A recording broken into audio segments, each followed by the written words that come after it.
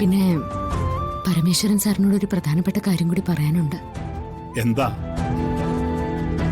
എന്റെ സ്വത്തുവകകൾ എന്നെങ്കിലും കണ്ടെത്തുന്ന എന്റെ മകൾക്കുള്ളതാണെന്ന് ഞാൻ മുമ്പേ തീരുമാനിച്ചിട്ടുള്ളതാ.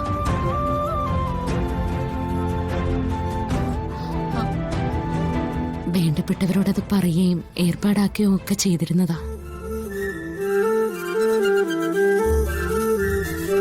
ഇനിയിപ്പോ മോളുടെ പേരിൽ മാത്രമല്ല, ആ സ്വത്തുക്കൾ മോളുടെയും വരുണിന്റെയും പേരിൽ എഴുതി വെക്കാനാ എന്റെ തീരുമാനം. അയ്യോ മാഡം, അതിനെക്കുറിച്ചൊന്നും നമുക്കിപ്പോ സംസാരിക്കണ്ട. സംസാരിക്കണം വരും. ഞാൻ വിൽപത്രം പോലും എഴുതി വെച്ചിട്ടുള്ളതാ. വരുൺ അങ്ങോട്ടേക്ക് വരുമ്പോ ഞാൻ കാര്യങ്ങളൊക്കെ സംസാരിക്കാം.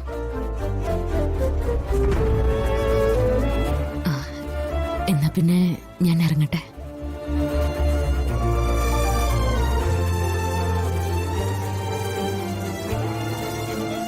ഇത്രയും നാളെ ഞങ്ങൾ പറഞ്ഞിരുന്നത് രാധികയുടെ അമ്മയായി ശ്യാമ വന്നത് അവളുടെയും ഈ കുടുംബത്തിന്റെയും ഭാഗ്യമൊന്നാണ്.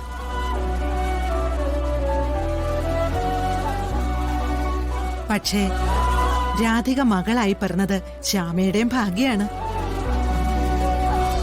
അതെ ജയഭാരതിയമ്മ, കാണുന്നവരെല്ലാം എന്റെ പുനർജന്മമാണെന്ന് എന്റെ മോളെ പറ്റി പറയുന്നത്.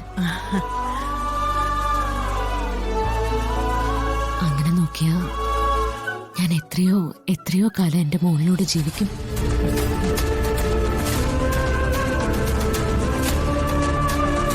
എല്ലാം ഈശ്വരാനുഗ്രഹം.